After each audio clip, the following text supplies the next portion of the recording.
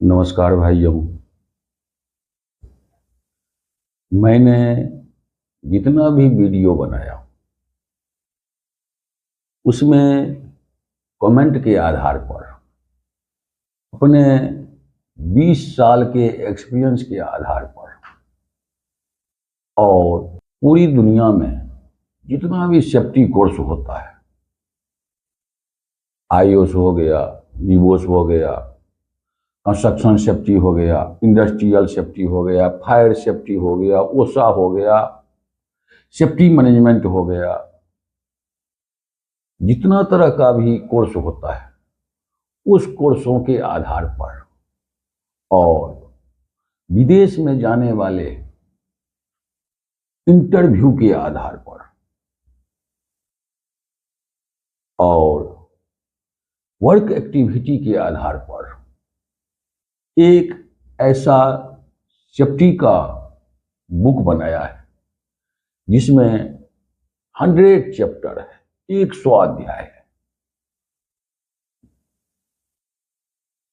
उसको कवर करने के लिए 100 दिन लगेगा। तो मैंने आज से एक सेफ्टी प्रोफेशनल इंटरव्यू क्लासेस चालू करने जा रहा हूं। दूसरी बात यह है कि जब से मैंने सेफ्टी प्रोफेशनल का जॉब एल&टी कंपनी में शुरू किया, उसी दिन से आदमी को या हमको एक तरह का ईगो हो जाता है कि मैं सबसे बड़ा पावरफुल सेफ्टी ऑफिसर हूं। कुछ आवे या न आवे वो अलग की बात है। मैं जो समझने वाला, मैं अपना एक्सपीरियंस बताता हूं। और किसी से अगर सीखना है तो ठोकर लगे हुए आदमी से सीखिए और हरे आदमी से सीखिए। तो उसी समय जॉब के समय में मैंने सिंपलेक्स कंपनी में इंटरव्यू देने के लिए चला गया। इंटरव्यू देने में 5 क्वेश्चन इंटरव्यू वाले ने पूछ दिए हमसे, लेकिन मुझे एक भी क्वेश्चन नहीं आया। सिर्फ एक क्वेश्चन मैंने उसको हिंदी में मीनिंग बताया। बोला व्हाट इज हजार्ड, तो हजार्ड को खतरा कहते हैं, ऐसा मैंने बोल दिया। फिर भी वो हमको सेफ्टी जॉब ऑफिसर के लिए लेने के लिए तैयार हो गया, लेकिन सैलरी के संबंध में विवाद खड़ा हो गया और उसने मुझे you are immediately get out बोल दिया। तो मैंने वहां से निकल गया, लेकिन 2-3 दिन तक दिन रात मैं यही सोचते रह गया जो हमको वहां से भगा दिया, इसका मतलब है हमको कुछ नहीं आता है। तो मैंने अपने मन में विचार किया, जो अपने सेफ्टी प्रोफेशनल कैरियर को, जॉब को सही तरीके से समझना जरूरी है। हमको अगर कुछ नहीं आएगा तो आदमी वैल्यू नहीं देगा। तो तब से मैं अपने करियर को समझने लगा और हजारों आदमी से क्वेश्चन पूछ दिया। उसके मुताबिक मैंने यह बुक तैयार किया गया है। इस बुक में पूरी दुनिया का इंटरव्यू कीजिए या एग्जाम दीजिए, सब में ये यूज होगा। तो इस क्लास को आप लोग थोड़ा सही तरीका से ध्यान देकर समझिए। तो हमारे मन में सबसे पहला सवाल ये आ जाता है, what is the importance of safety officer. Safety officer का क्या महत्व है? तो इसका जवाब थोड़ा सुन लीजिए। भारत में गुनहगारों, अपराधियों को जल्लाद के द्वारा सजा के तौर पर फांसी दिया जाता है और वो जल्लाद सरकार से सैलरी लेकर आदमी को फांसी दे देता है, तो वह भी एक जॉब कर रहा है। दूसरी तरफ हम लोग जो सेफ्टी प्रोफेशनल हैं, आदमी को इंजरी से बचाते हैं, आदमी को फेटल होने से बचाते हैं। हम लोग भी सैलरी ले रहे हैं, लेकिन सैलरी के बदले में उसको बचा रहे हैं, आदमी का जान बचाते हैं। एक तरफ जल्लाद जो है, जल्लाद जो है वो आदमी को पेमेंट लेकर फांसी देता है, और एक तरफ हम लोग जो है आदमी को सेफ्टी के द्वारा जान बचाते हैं। तो दोनों में यही अंतर है। तो इस बात को समझते हुए सेफ्टी का जॉब कीजिए।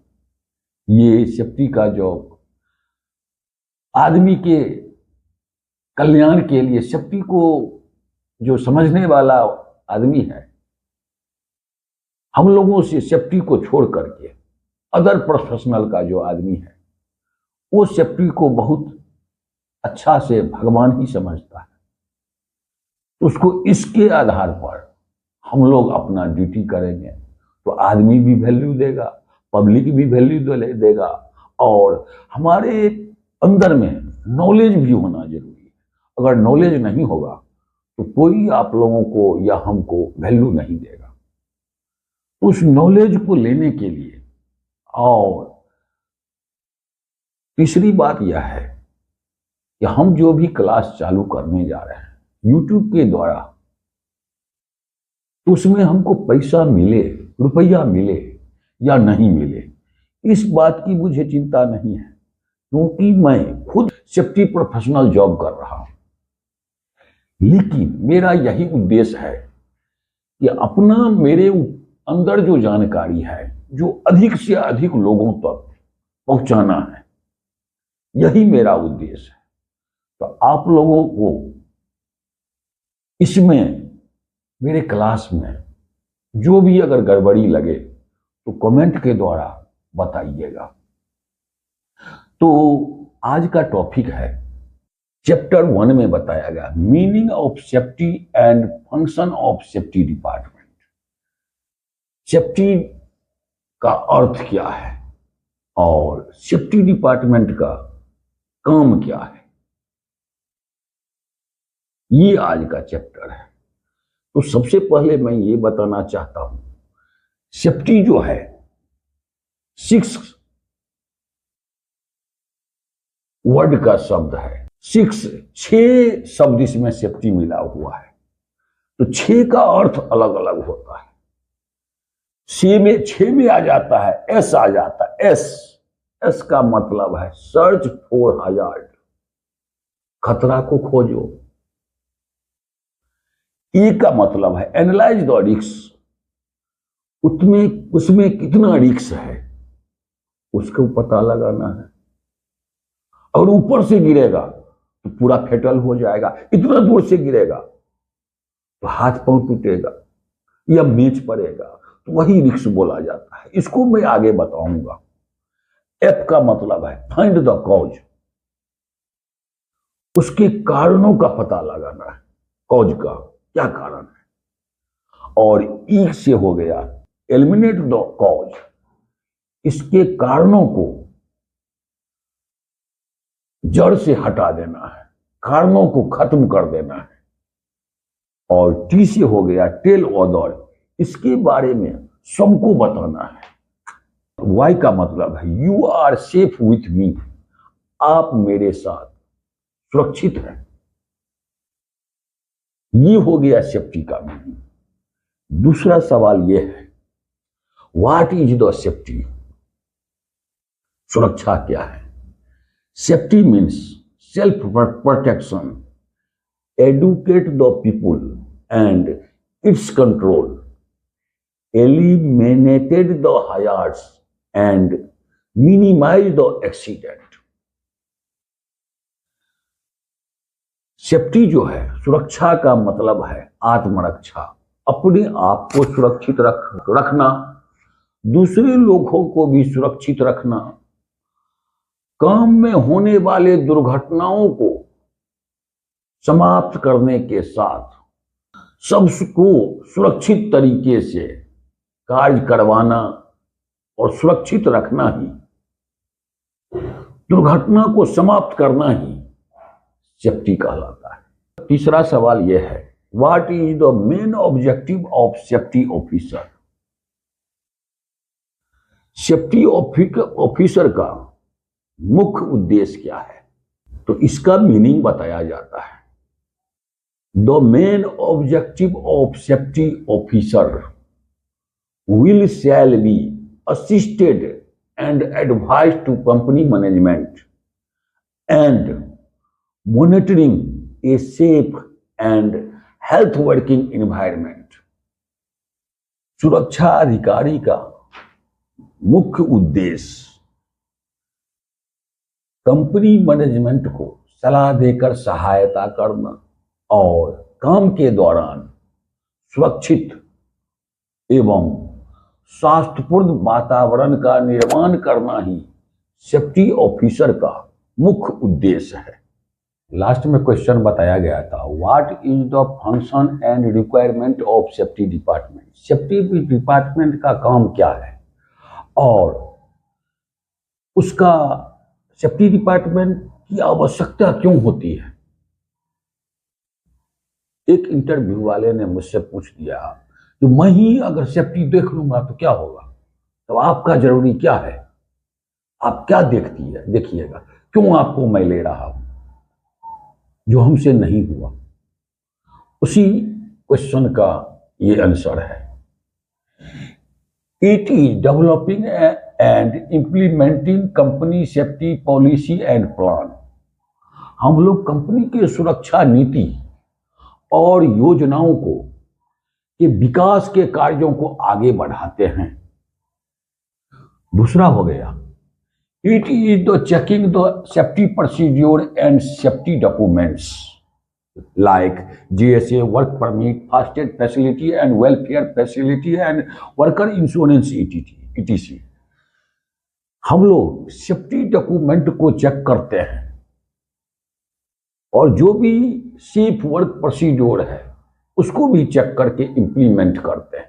उसमें आ जाता है जैसे जीएसए, जॉब सेफ्टी एनालिसिस को चेक करते हैं या लिखते भी हैं, वर्क परमिट को इंश्योर करवाते हैं, फर्स्ट एड फैसिलिटी क्या है, वेलफेयर फैसिलिटी क्या है, इस सब के बारे, वर्कर का जीवन बीमा क्या है, उस सब के बारे में हम लोग चेकिंग करते हैं। तीसरा हो गया, it is deciding unsafe categories like very unsafe, unsafe and less unsafe. हम लोग इस बात को निर्णय लेते हैं कि कौन सा काम में अधिक खतरा है, कौन सा काम में सिंपल खतरा है, अनसेफ, वेरी अनसेफ है, असुरक्षित है, बहुत असुरक्षित है। जैसे सेवरिटी 4 और 5 का पॉइंट हो जाता है, वो बहुत अनसेफ हो जाता है। उसके बाद हो गया अनसेफ, अनसेफ हो गया, वायलेशन 3 आ जाता है, अनसेफ आ जाता है, और लेस अनसेफ, कम सुरक्षित, जैसे वायलेशन 1 और वायलेशन 2 आता है, कम सुरक्षित। इसका भी जिक्र मैं आगे के क्लास में करूंगा। It is giving the corrective action preventive accident. हम लोग जो भी काम होता है उसमें एक्सीडेंट होने से पहले सुधारात्मक कार्रवाई करके उसको एक्सीडेंट होने से बचाते हैं। It is organising safety audit और रिकमेंडेड सेफ्टी रिपोर्ट। और हमारे सेफ्टी ऑर्गेनाइजेशन के द्वारा या क्लाइंट के द्वारा, थर्ड पार्टी के द्वारा जो भी ऑडिट होता है, उस ऑडिट का के मुताबिक जो मांग होता है, जो सेफ्टी रिपोर्ट तैयार करना होता है या इंप्लीमेंट करना होता है, ये सब काम हम लोग सेफ्टी प्रोफेशनल डिपार्टमेंट करते हैं। It is adviser to top management to safety method. हम लोग टॉप मैनेजमेंट को सेफ्टी मैटर के मामले में, सुरक्षा के मामले में सलाहकार का काम करते हैं। हम लोग सलाह देते हैं, जो इस प्रोजेक्ट को ऐसा गड़बड़ी है, इसको इस तरीका से ठीक करना है। Monitoring the work injury and illness record, हम लोग वर्क काम करने में होने वाले इंजूरी को, आदमी के इंजूरी को और इलनेस रिकॉर्ड, और आदमी जो बीमार पड़ जाता है काम के दौरान, उसका रिकॉर्ड का मेंटेन करते हैं। It is promotion and career growth of safety department, और हम लोग अपना भी सेफ्टी डिपार्टमेंट का कैरियर ग्रोथ जो है वो पर्सनल का विकास करता है, अपना भी ये बताया जाता है। और लास्ट में होता जाए, it is giving fire prevention preventive accident, हम लोग आग की रोकथाम और आग लगने से बचाने का काम, सुरक्षात्मक कार्रवाई करके, सुधारात्मक कार्रवाई करके उसको आग होने से पहले ही हम लोग क्लोज कर देते हैं, या बता उसको एक्सीडेंट, आग के एक्सीडेंट से हम लोग रोकते हैं।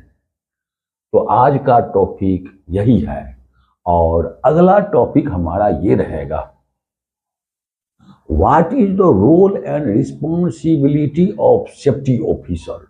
हमारा जो भी क्वेश्चन रहेगा वो एकदम इस आधार पर रहेगा जो आपको गारंटी काम देगा, और इस बुक को पढ़ने से मेरा गारंटी है कि दुनिया में किसी भी इंटरव्यू, किसी भी क्लास होगा, अगर इसको पढ़ने से, पढ़ लीजिएगा सही से, तो वहां से वापस उदास होकर हमारे जैसे वापस होने का जरूरी नहीं पड़ेगा। गारंटी इंटरव्यू में आप पास कीजिएगा। ठीक है, थैंक यू। हाँ, नमस्कार भाइयों। आज का टॉपिक है chapter 2, role and responsibility of safety officer. Chapter 2 में बताया गया है role and responsibility of safety officer. हमको एक जगह इंटरव्यू में पूछ दिया गया, what is the role and responsibility of safety officer, safety officer का क्या रोल है। तो मैंने बोल दिया जो टीबीटी करा रहा हूं। तो टूल बॉक्स तो कौन देता है, बोला मैं देता हूं। ये मैंने गलत बोल दिया था। टूल बॉक्स टॉक जो है इंजीनियर देता है, और उसके प्रोटेक्शन के लिए पेपटॉक, पर्सनल इक्विपमेंट प्रोटेक्शन, निजी उपकरण सुरक्षा, ये सेफ्टी ऑफिसर देता है। जो मैंने गलती किया और भूल किया, तो रोल एंड रिस्पॉन्सिबिलिटी को 7 भागों में विभाजित किया गया है। The role and responsibility of the safety officer is divided into 7 parts. इसको 7 भागों में विभाजित किया गया है, जिसमें पहला आता है give the training to site workers. काम करने वाले मजदूरों को, वर्कर को सबसे पहले ट्रेंड करना जरूरी है और ट्रेनिंग देना जरूरी है। इसमें आई कंडक्ट, इसके उत्तर में बताया जाता है, जवाब में, I conduct and participating to all types of safety training like safety induction, TBT training, job specific training, emergency plan, mock drill training and first aid training, etc. मैं सभी तरह का ट्रेनिंग आयोजित करता हूं और उसमें भाग लेता हूं। जैसे सेफ्टी इंडक्शन ट्रेनिंग को सुरक्षा प्रेरक ट्रेनिंग बोला जाता है, टीबीटी को टूल बॉक्स टॉक बोला जाता है, इमरजेंसी प्लान, किसी तरह का गड़बड़ी साइड में हो गया तो इमरजेंसी प्लान आपका क्या है। मॉक ड्रिल ट्रेनिंग एक दिया जाता है जो इट इज एन इमरजेंसी रहल सहल। मॉक ड्रिल ट्रेनिंग दिया जाता है किसी तरह का गड़बड़ी होने पर। वैसे इस सब को मैं विस्तार में आगे बताऊंगा, लेकिन पहले इस सब पर ध्यान देना आप लोगों को जरूरी है। दूसरा हो गया provide work permit, PPEs and welfare facilities before starting the job. काम चालू करने से पहले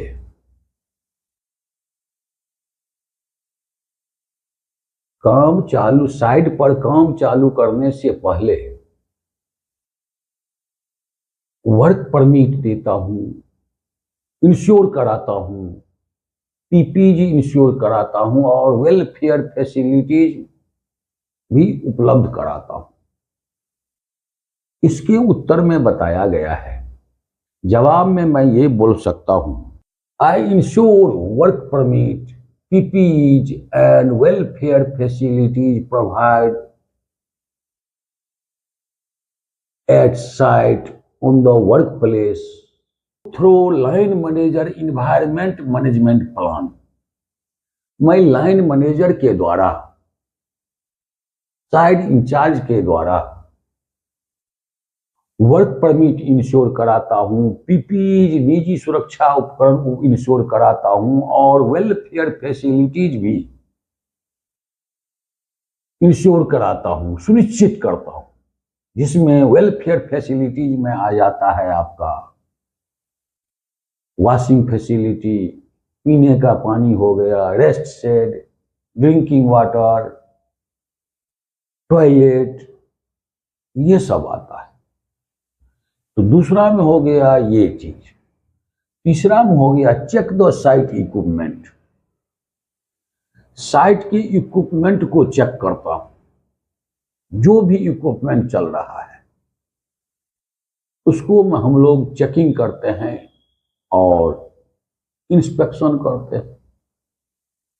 तीसरा में बताया गया है, इसके जवाब में बताया गया है, I prepare all types of written documents and follow them based on the checklist। मैं चेकलिस्ट के आधार पर प्रत्येक तरह का डॉक्यूमेंट्स तैयार करता हूं साइड में होने वाले, like GSA, lifting tools and tackles, risk assessment sheet, power tools, electrical equipment, lifting tools and tackles, mobile equipments, and working at height, and excavation, etc। अब जो मैंने बताया GSA, जॉब सेफ्टी एनालिसिस का भी अलग अध्याय, अलग चैप्टर है, वर्क परमिट का भी अलग चैप्टर है, रिस्क असेसमेंट शीट का अलग चैप्टर है। ये सब को बारे में सोचने का अभी जरूरी नहीं है, पहले आप इस बातों पर ध्यान दीजिए। अभी का जो पॉइंट है उसमें आगे मैं और जो भी बचा हुआ रहेगा वो मैं आगे बताऊंगा। मैं सभी प्रकार के रिटन डॉक्यूमेंट्स, लिखित डॉक्यूमेंट्स तैयार करता हूं और चेकलिस्ट के आधार पर उसको फॉलो करता हूं, जिसमें साइड में जितना भी इक्विपमेंट चल रहा है उस इक्विपमेंट को चेकिंग करता हूं चेकलिस्ट के आधार पर। वही हो गया इंस्पेक्शन हो गया, चेक द साइट इक्विपमेंट का इंस्पेक्शन उसी आधार पर हो गया। चौथा हो गया secure the site through observation. Site को ठीक करने के लिए ऑब्जर्वेशन करना जरूरी है। I continuous monitoring outside and identify unsafe act and unsafe condition and take immediate corrective action. मैं साइट पर लगातार विजिट करता हूं जिसमें असुरक्षित आदमी और असुरक्षित जगह को निरीक्षण करके उसको इमीडिएट तुरंत सुधारात्मक कार्रवाई करता हूं। पांचवा हो गया solve the site problem through meeting. अब ऑब्जर्वेशन के बाद जो भी प्रॉब्लम आता है उसको मीटिंग के द्वारा, मैनेजमेंट मीटिंग के द्वारा उसको सॉल्व करता हूं। I responsible to weekly meeting with my management and committee meeting with client and prepare compliance reports of audits। मैं जिम्मेदारी पूर्वक मैनेजमेंट के द्वारा मीटिंग करके उस प्रॉब्लम को सॉल्व करता हूं और कमिटी मीटिंग करके क्लाइंट के साथ कमिटी मीटिंग करके उसके ऑडिट का कंप्लायंस रिपोर्ट बनाता हूं। ये हो गया पांचवा। छठा हो गया 6 रिपोर्ट टू कंपनी मैनेजमेंट। अब इतना मुझे जो भी पहले मैं किया उसको कंपनी मैनेज, जो भी अनसेफ एक्ट, जो भी अनसेफ कंडीशन मिला उसको रिपोर्टिंग करना भी एक बहुत बड़ा जिम्मेदारी है जो कंपनी मैनेजमेंट को पता रहना चाहिए जो साइड में क्या हो रहा है, साइड में हमारा सेफ्टी ऑफिसर क्या कर रहा है। उसके लिए रिपोर्टिंग तैयार करना जरूरी है और रिपोर्टिंग हायर मैनेजमेंट तक पहुंचना जरूरी है। ये अगर रिपोर्टिंग हम लोग कर देते हैं तो समझिए आपका 90% सेफ्टी ऑफिसर का काम हो जाएगा और आप काम में सफल हो जाइएगा। जब तक रिपोर्टिंग नहीं करते हैं, अपने मन के अंदर रखते हैं, तब तक किसको पता है सेफ्टी ऑफिसर क्या कर रहा है। हर वक्त बैठा होगा। रिपोर्टिंग करना भी एक बहुत बड़ा काम होता है। रिपोर्ट टू कंपनी मैनेजमेंट को I investigate all types of accident, incident, near miss, dangerous occurrence and inform to the company management about its CAPA, corrective action and preventive action। अगर आप रिपोर्ट हायर मैनेजमेंट को report करते हैं, जितना तरह का accident हुआ, इंसिडेंट हुआ, नियर मिस हो गया, घटना, दुर्घटना, निकट चूक और बड़ा दुर्घटना, उस सबको जो रिपोर्ट करते हैं तो रिपोर्ट में उसका सॉल्यूशन भी बताना जरूरी है। कापा जो मैं बोल दिया, CAPA, कापा, कापा का मतलब होता है corrective action and preventive action. उसको आप करेक्टिव एक्शन क्या दे रहे हैं, उसको दुर्घटना के बाद क्या आप उसको सॉल्यूशन दे रहे हैं। हम लोगों का काम है सेफ्टी मैनेजमेंट को सलाह देना, assisted and advice to company management. Company management को मुझे दुर्घटना के बाद वाली स्थिति को भी सलाह देना है। और प्रिवेंटिव एक्शन, उससे पहले आपको क्या करना चाहिए, जो ये एक्सीडेंट जो हुआ वो नहीं होना चाहिए।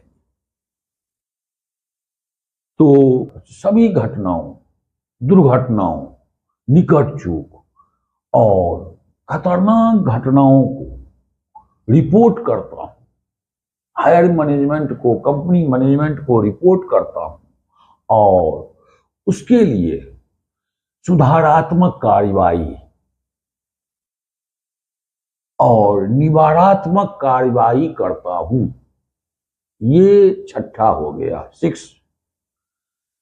7 हो गया मोटिवेट टू द वर्कर्स। काम करने वाले वर्कर को मोटिवेट करना, इसमें आ जाता है I arrange motivational programme, safety competition like quiz, poster and slogan. मैं साइड पर वर्कर को जागरूक करने के लिए, मोटिवेट करने के लिए मास मीटिंग करता हूं और वर्कर को प्राइज डिस्ट्रीब्यूशन देकर के जागरूक करता हूं, जिसमें स्लोगन लिखा जाता है, स्लोगन का कंपटीशन करता हूं, नारे का, पोस्टर का, सेफ अनसेफ पिक्चर बनाएगा साइड में, स्कैफोल्डिंग का हो गया या वर्किंग का हाइट का हो गया, पिक्चर बनाएगा। और तीसरा आ जाता है क्विज, पोस्टर, स्लोगन। मैं श्रमिकों के लिए सुरक्षा प्रतियोगिता, जैसे प्रश्नोत्तरी, प्रश्न पूछकर, क्वेश्चन पूछकर, पोस्टर का कंपटीशन देखकर, जो पिक्चर बनाकर, और स्लोगन, नारे का कंपटीशन करके प्राइज डिस्ट्रीब्यूट करता हूं। तो हम लोगों का जो है role and responsibility of safety officer का इस तरह 7 है, 7 है। The role and responsibility of the safety officer is divided into 7 parts. First marks, give the training to the site workers. Second, provide work permit, PPEs and welfare facility before starting the work. 3 point, check the site equipment. 4 point, secure the site through observation. 5 point, solve the site problem through meeting. 6 point, report to company management. And 7 point, motivate to the workers. इतना हम लोगों को role and responsibility of safety officer का काम है। अब कुछ आदमी हमको ये बता रहा था, और बताता तो बहुत है, जो ये बताइए, लेकिन कल मैं अगला बार ये बताऊंगा, कोई भी काम चालू करने से पहले साइट का लीगल रिक्वायरमेंट क्या सब है, what is the legal requirements before starting the site. Site को चालू करने से पहले लीगल रिक्वायरमेंट्स क्या सब है, इसके बारे में बताऊंगा। ठीक है, थैंक यू, धन्यवाद।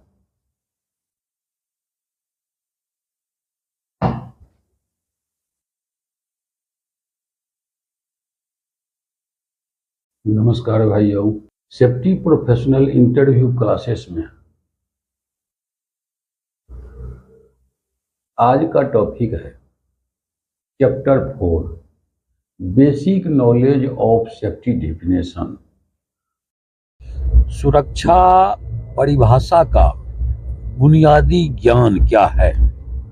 डेफिनेशन सही होना चाहिए, ये सही तभी होगा जो आदमी को पता रहेगा।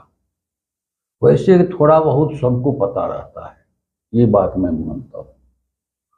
दूसरी बात यह है कि मैंने जो role and responsibility of safety officer में जितना भी पॉइंट दिया है, इंटरव्यू में उसी पॉइंट से देख करके आदमी को पूछता है, और जितना उसमें पॉइंट है, अगर 80 है या 100 है, 100 है, इसलिए उसका चैप्टर 100 हो गया है। तो कहीं भी इंटरव्यू देने के लिए जाइएगा तो उसमें ये सब सब्जेक्ट पूछ देता है। जैसे हमको एक जगह पूछ दिया था टीबीटी क्या होता है, मैं बताया, जो आगे मैं बताऊंगा।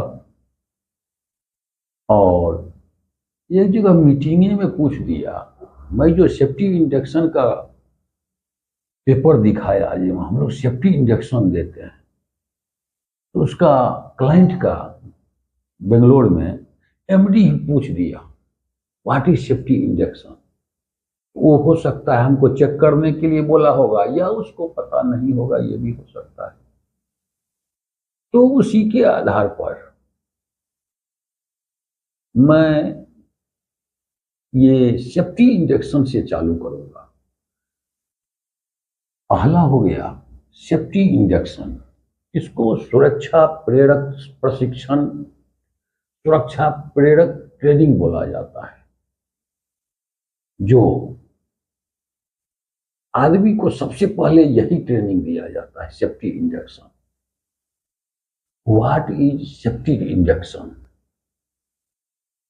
सुरक्षा प्रेरक प्रशिक्षण क्या है? Safety induction shall be conducted before join the duty regarding welfare facility, EHS policy, HSE policy, emergency plan, hazardous of workplace, assembly point, traffic plan, how to report in accident, accident होने पर किसको report किया जाएगा, first aid training and job specific training. तो safety induction जो दिया जाता है, काम चालू किया, ज्वाइन द ड्यूटी, ज्वाइन होने से पहले उसको साइड के बारे में बताया जाता है,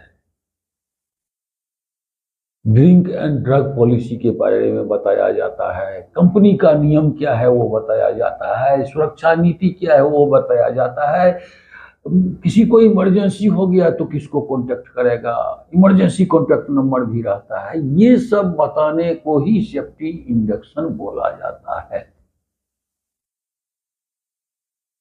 आगे हो गया TBT, tool box talk.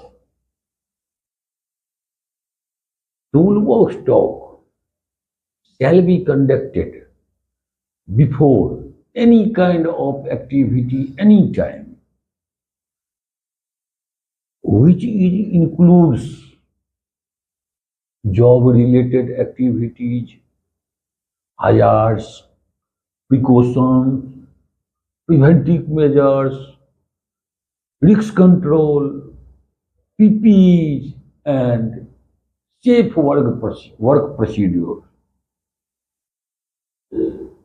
Tool box talk जो है, कभी भी किसी भी टाइम काम चालू होने से पहले उस काम के संबंधित एक्टिविटी के मुताबिक उसका हजार्स, खतरा क्या है, उसका प्रिकॉशन क्या है, उसका प्रिवेंटिव सावधानी क्या है,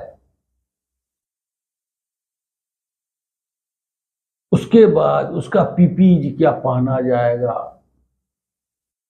और लास्ट में आ जाता है सेफ वर्क प्रोसीड्योर, काम करने का सुरक्षित कार्य प्रणाली क्या है। तो ये हो जाता है। मैं यहां का बात बता रहा हूं, FGD का। ये सेफ्टी का हेड जो है अरुण दुबे सर, शुरू में हमको एक दिन पूछ दिए, जो तुम टीवीटी देता है कि पेप टॉक देता है? मैं बोल दिया जो सर मैं टीवीटी देता हूं। अच्छा ये बताओ पेप टॉक क्या होता है? मैं बोला पर्सनल इक्विपमेंट प्रोटेक्शन, निजी उपकरण सुरक्षा, सुरक्षा संबंधित जो भी निजी उपकरण पहना जाता है वो हो गया। दूसरा बात यह है टीवीटी को इंजीनियर को देना चाहिए टूल बॉक्स टॉप, और उससे संबंधित बचाव के लिए, प्रिकॉशन के लिए, प्रिकॉशन भी तो वो बता सकता है लेकिन वो नहीं बताएगा तो हम लोग बताएंगे उसको प्रिकॉशन, बचाव के लिए, सावधानियां के लिए क्या क्या होगा, और उसको पर्सनल इक्विपमेंट प्रोटेक्शन क्या क्या पहनेगा वो हम लोगों को बताना है। तो ये हो गया टीवीटी हो गया, जो हमको एक जगह पूछ भी दिया था कंपनी में। मैं जो इतना बताया याद था, बोला आप इतना करते हैं? हम क्या हाँ, मुस्का दिया। फिर दूसरा क्वेश्चन पूछा। तीसरा हो गया अनसेफ एक्ट, असुरक्षित आदमी और असुरक्षित काम, दो चीज इसमें आ जाता है। असुरक्षित आदमी, असुरक्षित काम। What is unsafe act? It is a human error और it is breaking of safety rule and regulation. यह आदमी का गलती या भूल होता है जो सुरक्षा के नियमों और प्रक्रियाओं का उल्लंघन करता है, उसे ही हम अनसेफ एक्ट कहते हैं। अनसेफ एक्ट में दो चीज आ जाता है क्या? एक हो गया नॉट यूजिंग पीपीई, निजी सुरक्षा उपकरण का उपयोग आदमी नहीं पहना, नहीं किया।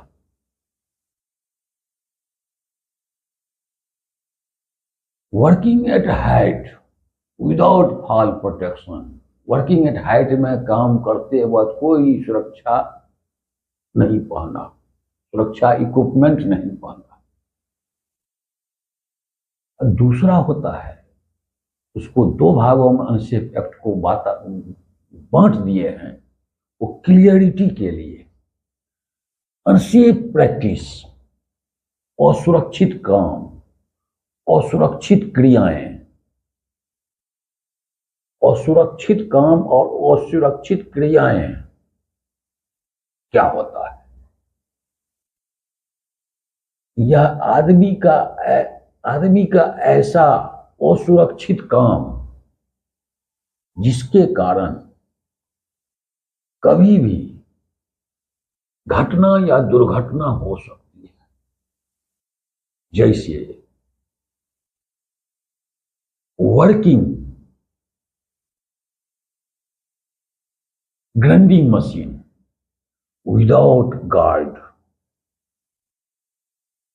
Working ply cutting machine without guard. आदमी को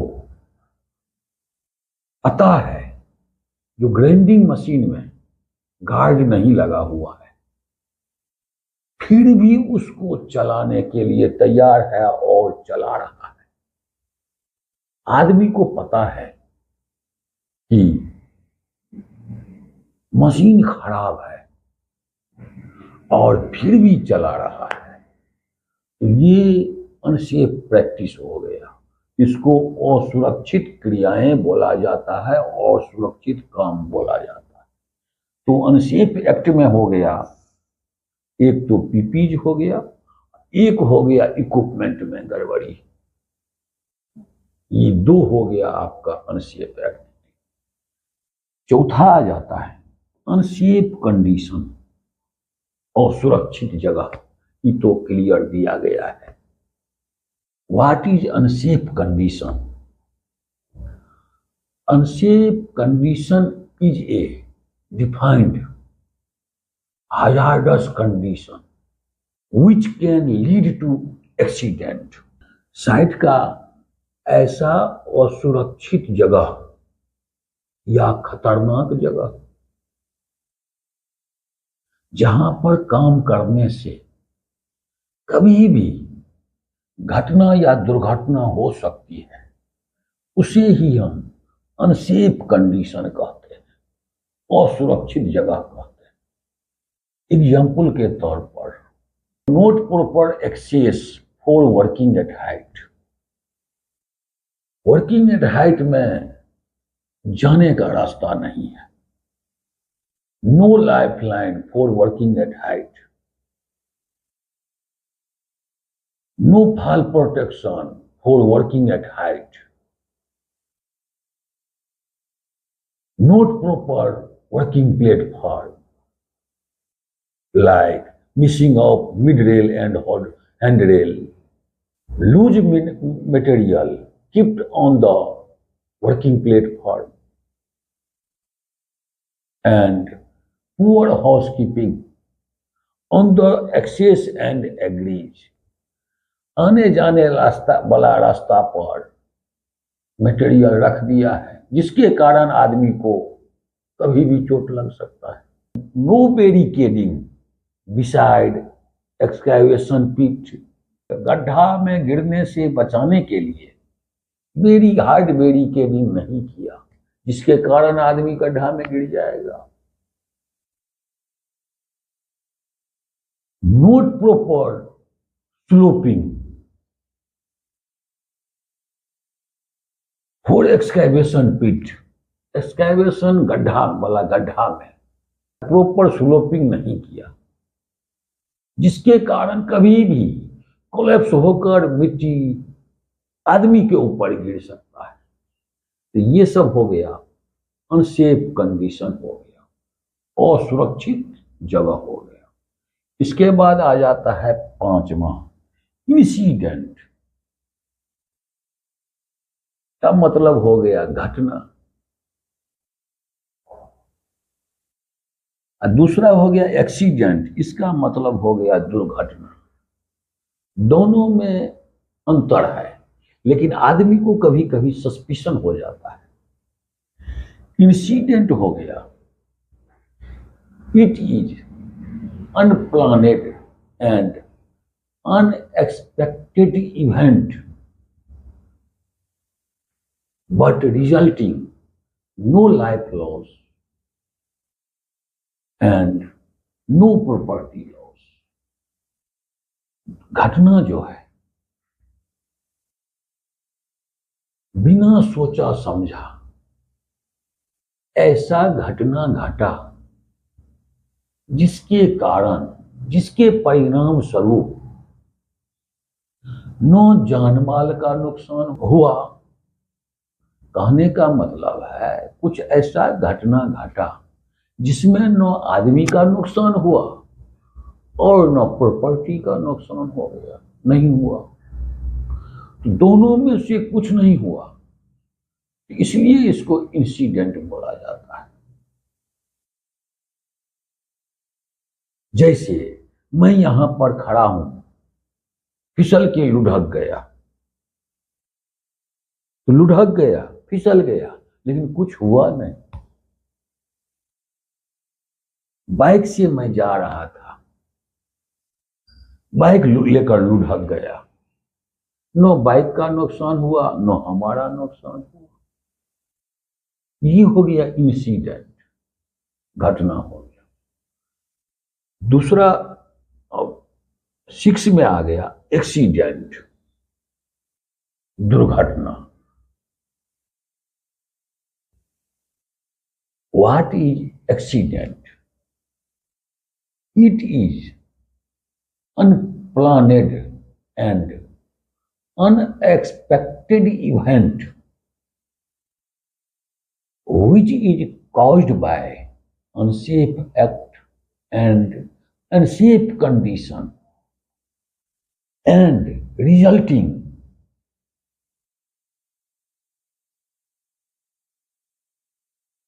loss of life, loss of property and loss of environment. बिना सोचा समझा ऐसा दुर्घटना घटा, आदमी के गड़बड़ी के कारण और जगह के गड़बड़ी के कारण कुछ ऐसा दुर्घटना घटा जिसके कारण आदमी का तो लॉस गारंटी हुआ, प्रॉपर्टी का भी लॉस हो सकता है और इन्वायरमेंट का भी लॉस हो सकता है। तो एक्सीडेंट में क्या है, आदमी का लॉस गारंटी होना है, तभी उसको आप एक्सीडेंट बोल सकते हैं।